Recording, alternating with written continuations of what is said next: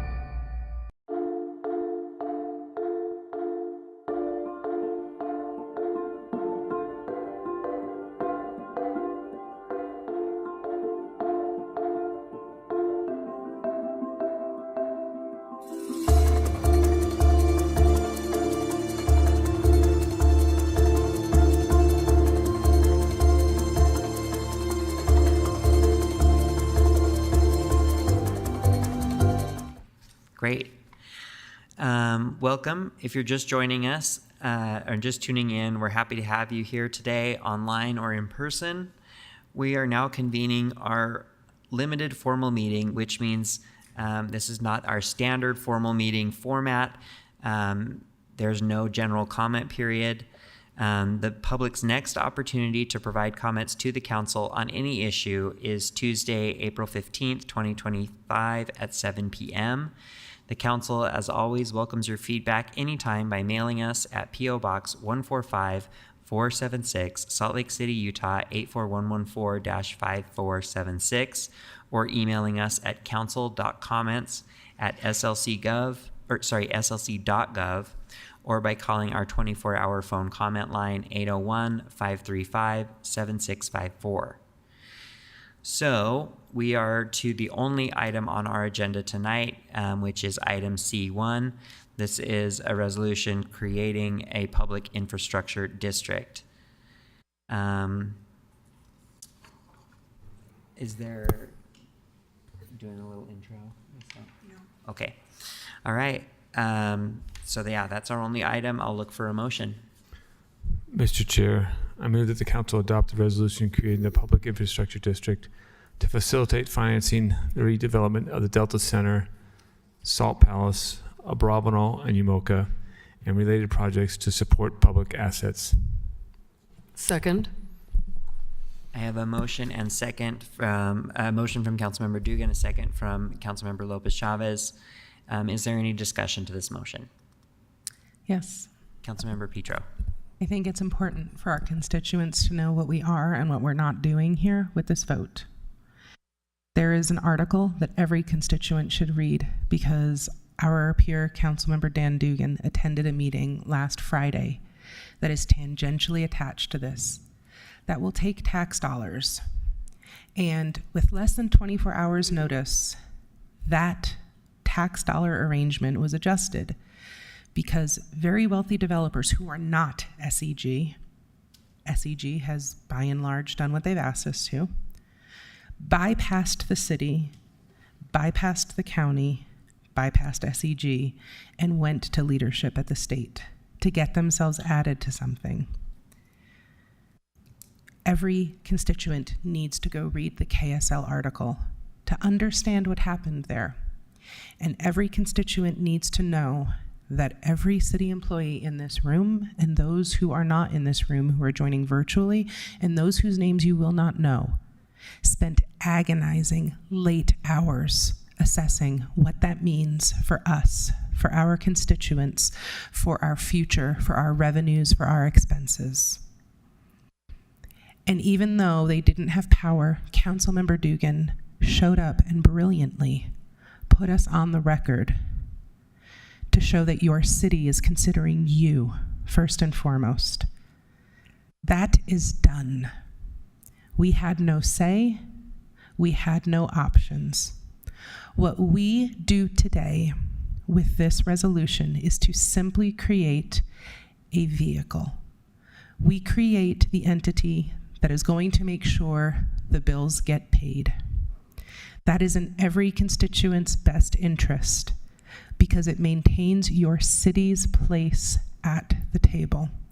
It maintains an influential voice. It ensures that even though we're making a steep investment now in this district, in 30 years, our children will inherit something better because of what we build today using this vehicle. I know there are people who are going, you are giving too much, you are going too far. I assure you there is no decision, there is no decimal point that has been taken with anything less than the gravest consideration. And when we consider the health of our neighbors in every way, financial, socially, professionally, physically, is at the forefront of those considerations. So I think it's important that every constituent know what happened last Friday, but understand the difference between what happened last Friday and what we do today. What we do today is preserves our right to continue to fight to protect I commit individually to every constituent that I am going to be more judicious, more vigilant than I have ever been about how we as a city handle our business in light of these increasing pressures. But this vote is one that you will notice is 90 minutes past when we said it would be, because we have taken even more minutes than what we allocated ourselves to make sure that what we do today does not harm and has the possibility to inure to the improvement of every person who calls Salt Lake home and those who choose to visit. Thank you. Thank you. Yes, Councilmember Lopez Chavez. Thank you, Mr. Chair. First, I want to concur with my colleague, Councilmember Petro, and as well as thank staff for their deliberation and efforts and ongoing efforts and future ongoing efforts for putting us in a position where the city can remain to have a strong seat at the table and can echo the concerns of our constituents. As the District 4 rep, I'll be supporting the creation of this public infrastructure district. I do want to recognize, again, it's predetermined by state law. The addition of the property known as Block 67 was not part of the original agreement with the public. Recent actions by the state HTRZ board have made this a part of our discussions through the CCRZ, despite objections from city stakeholders. Because the PID could not facilitate leveraging taxpayer-backed debt for quasi-private benefit, I'm still concerned that it undermines public trust and exposes the city to long-term financial risk. This is not sound public finance, nor is it reflective of the deal we made with our constituents. I think moving forward, this cohort and future cohorts of leaders at the city need to consider state legislation that puts and empowers municipal powers and authorities as constituted by the state of Utah and as supported and determined by our elected body, our neighbors, the residents of this city. Thank you, Mr. Chair. Thank you. Mr. Chair, Councilmember Romano.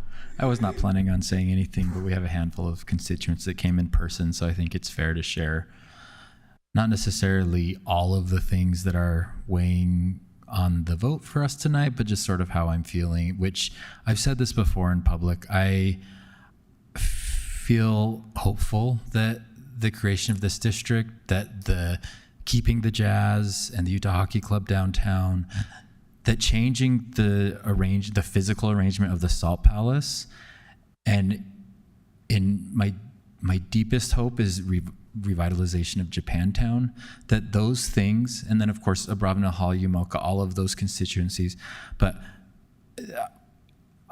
we can do better as a city in that part, that heart of downtown, and I hope that these tools that we've put into place, the things that we've worked on, will result in that.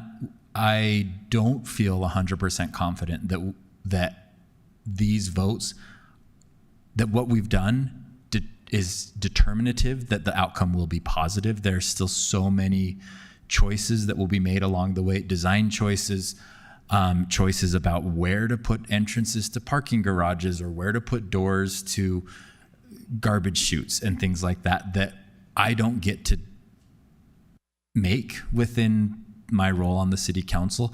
And I just hope that those individuals who get to make those choices will make the correct choices for everybody involved, not just their own projects and pocketbooks. And so I do think that this investment of public dollars could be very, very beneficial to our city. I also think there's a lot of ways that it can go wrong. So I'm urging all of those people that have more control on the minute details that actually matter a lot than I do to keep us all in mind, and all of the individuals that call Salt Lake City, but also this part of downtown their home. Thank you. Thank you. Councilmember Young, did you want to say something? I saw you speaking, but I couldn't hear you. No, you don't want to say anything. No, thank you. Okay, great. Councilmember Pui. Yeah, very quickly, Mr. Chair. Thank you. I'm focusing on the positives of this of the future of downtown. I'm focused on what the Delta Center, this entertainment district, will look like. I'm focused on the many decades of problems we had and that we couldn't solve between the convention center and the infrastructure in the area. I'm focused on the great things that we can do together. And I am excited for those changes. I also frustrated at the same time with financial tools from the state that undermine sometimes our voices at the table. And I'm not talking necessarily about my own voice. I'm talking about the voices of my constituents, the voices of cities across the state. And that is what I hope that many other cities across the state keep on pushing our legislators to make sure that they know the financial tools, the impact of these financial tools for the future of our cities. But in general, I'm looking forward to the many changes, positive changes to our economy and to our downtown that this project will bring. So thank you. Thank you, Councilmember Pui. Councilmember Dugan. Thank you, Mr. Chair. I am similar in thoughts with Councilman Pui about the positive side.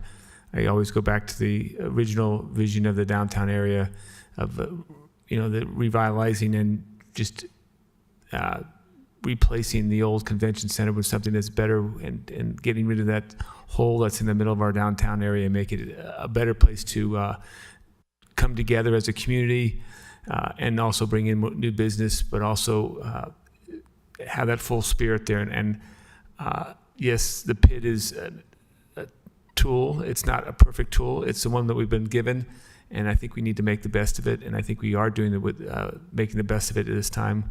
We have some good agreements with different partners and different players, and that's also important. And I want to make sure that through all those discussions that we've had over the last couple of weeks, that we realize that we are much better if we collaborate and work together and communicate together and not just bring things up at the last moment. If we bring it together, if we come together early and we have these good, robust discussions, we can actually move forward quicker and in a more positive direction. So I appreciate what we're doing tonight, but I also want to make sure, because this is just a financial tool, I want to make sure that we are still at the table and that the city is working with the other players in making sure that this goes right and this vision stays positive and strong. So thank you very much. Thank you. I appreciate everything that was said and is probably more eloquent than I am about to put it, but I love an analogy. So some of the biggest fights that I've ever been in with friends and family members have been on vacations or when you're traveling together. And I like to think the best analogy I can come up with so far for this entire project is that I believe in the destination, and for me, the destination isn't just about keeping the Jazz and the hockey team in Salt Lake, although that is a really important part of it. I believe in the destination of having a more connected downtown. I believe in the destination of having the cultural elements that Japantown brings to this area and maintaining venues like Abravanel Hall and UMOCA. I believe in all of that. I think what you're seeing right now and what residents have seen played out is how we get there, which route we take, who's driving, and how fast we're going.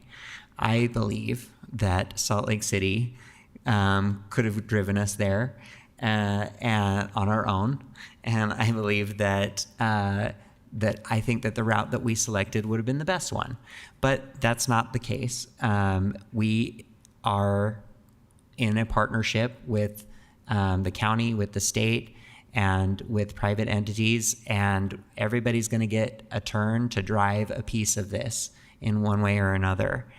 And of course, I would like to drive the whole time. And I would like to control the pace. I would like to control the route. I would like to control when we make stops. But that's just not the situation under the legal reality that's created. What I do think is important, though, is that we can't just get off the bus or get out of the car, right? Salt Lake City needs to stay in on this trip so that when we do have the decisions that we get to make, and when we do get to drive, we're making sure that we're representing the residents, and we're doing that with integrity and fidelity, and to try to get us to this destination that we're all trying to get to. And maybe when we need to do a little backseat driving too, when we're not driving, but still voicing the concerns that our residents have, even when we're not in the driver's seat on that particular issue or at that particular point. We're not in the driver's seat fully on this issue, but I really want to stay in the vehicle. I want to stay on board because I believe that there are a lot of other opportunities that we're going to have to drive, and I want to preserve those options for our residents. Any other questions or comments? Okay, then let's go ahead and vote. All in favor? Aye. Aye. Any opposed?